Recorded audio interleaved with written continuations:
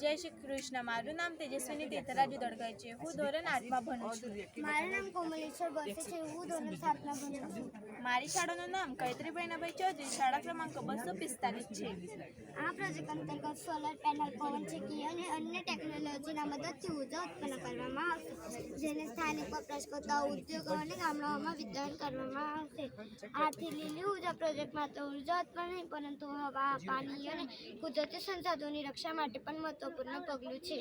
તમે તો ખબર જ હશે, અત્યારે આપની સામે કેટલી સારી સમસ્યા ઊભી રહેલી છે, જેમ કે વધતી માંગણી, વસ્તી અને ઉદ્યોગોના વિકાસ સાથે લોકોની વીજળી પ્રત્યે માંગણી દિવસે દિવસે વધી રહી છે. કંઈક વિસ્તારોમાં તો એક બે કલાક માટે પાવર જાય છે. પ્રદૂષણ પણ આપણા માટે બહુ મોટી સમસ્યા છે. ઉદ્યોગો, કારખાનાઓમાં વીજળી ઉત્પન્ન માટે કોલસો, પેટ્રોલિયમ, ડીઝલનો ઉપયોગ થાય છે, જે હવા અને પાણી બંનેને પ્રદૂષિત કરે છે.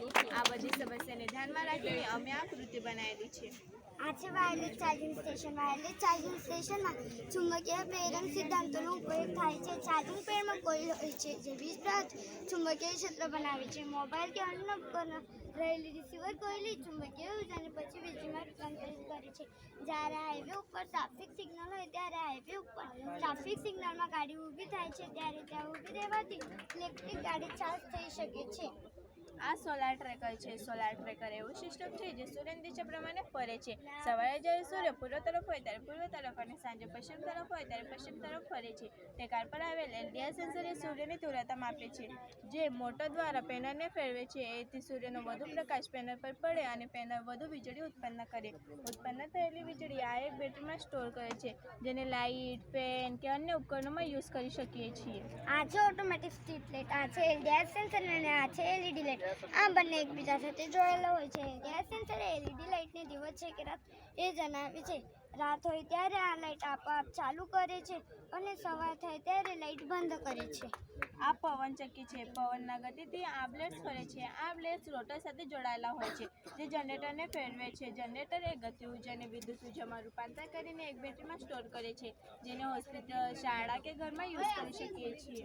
આ છે vertical wind. Vertical wind highway ઉપર લગાવવામાં આવેલ હોય છે. જ્યારે હાઈવે ઉપર લગાવેલ વર્ટિકલ વાઇન્ડ પાસે 300 કરતાં વધુ સ્પીડથી ગાડી જાય ત્યારે આ ફરવા લાગે છે. ફરવાથી ગતિ ઉર્જા મળે છે. એ ગતિ ઉર્જાને વિદ્યુત ઉર્જામાં રૂપાંતર કરે છે.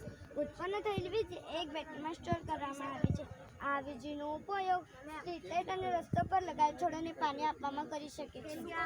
આ છત પર નાની પવનચક્કી છે. છત પર નાની પવનચક્કી લગાડવામાં આવે છે, જે લાઇટને પવનના ગતિથી ફેરવામાં સક્ષમ થાય છે. પવનના ગતિથી આ બ્લેડ્સ ફરે છે, જે જનરેટર સાથે જોડાયેલા હોય છે. જનરેટર એ ગતિ ઉર્જાને વિદ્યુત ઉર્જામાં રૂપાંતર કરીને એક બેટરીમાં સ્ટોર કરે છે, જેને લાઇટ, ફેન કે અન્ય ઉપકરણોમાં યુઝ કરી શકીએ છીએ. આ છે સોલર પાર્કિંગ. આ સિસ્ટમમાં ગાડી પાર્ક કરવાની જગ્યા ફિક્સ હોય છે.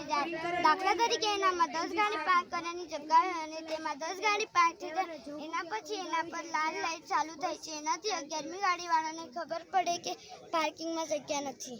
આ સોલાર ડસ્ટબિન છે. સોલાર ડસ્ટબિનમાં પણ સોલારનો ઉપયોગ થાય છે. જ્યારે આ ડસ્ટબિન કચરાથી ભરી જાય ત્યારે બજાર વાગે છે અને તરત જ મહાનગરપાલિકાને અને કચરા ગાડીવાળાને જાણ થઈ જાય કે આ ડસ્ટબિન કચરાથી ભરી ગયેલી છે, જેથી આજુબાજુ કચરો ન થાય, આજુબાજુ ગંદકી ન થાય. આ ડસ્ટબિનમાં અલ્ટ્રાસોનિક સેન્સર લગાડવામાં આવે છે. જ્યારે કોઈ પણ માણસ આ ડસ્ટબિનના નજીક આવે ત્યારે આ ડસ્ટબિનનું ઢક્કન આપોઆપ ખુલે અને કચરા નાખ્યા પછી આ ડસ્ટબિનનું ઢક્કન આપોઆપ બંધ થઈ જાય.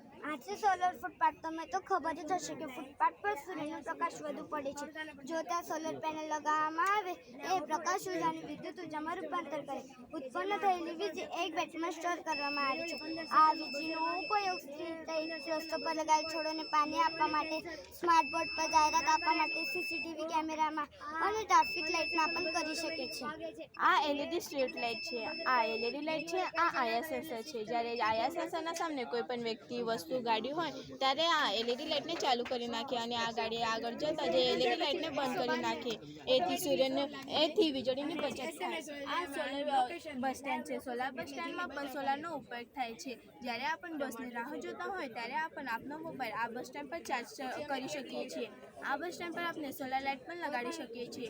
સોલાર લાઇટ દિવસ દરમિયાન સૂર્યના પ્રકાશ એટલે કે પ્રકાશ ઉર્જાને વિદ્યુત ઉર્જામાં રૂપાંતર કરીને રાત્રે દરમિયાન લાઇટને ચાલુ રાખશે. આ બસ સ્ટેન્ડ પર આપણે ડિજિટલ ડિસ્પ્લે બોર્ડ પણ લગાડી શકીએ છીએ. ડિજિટલ ડિસ્પ્લે બોર્ડ એ બસનો આવવા જવાનો સમય જણાવે છે. આજે સોલર કાર એ પેટ્રોલ ડીઝલ વગર ચાલે છે. એ કાર્બન ડાયોક્સાઇડ અને પ્રદૂષણ ઓછું કરે છે, જેનાથી પર્યાવરણને કોઈ નુકસાન થતું નહીં અને ઇંધણની બચત થાય છે. આ સોલાર બેન્ચ છે. સોલાર બેન્ચમાં પણ સોલારનો ઉપયોગ થાય છે.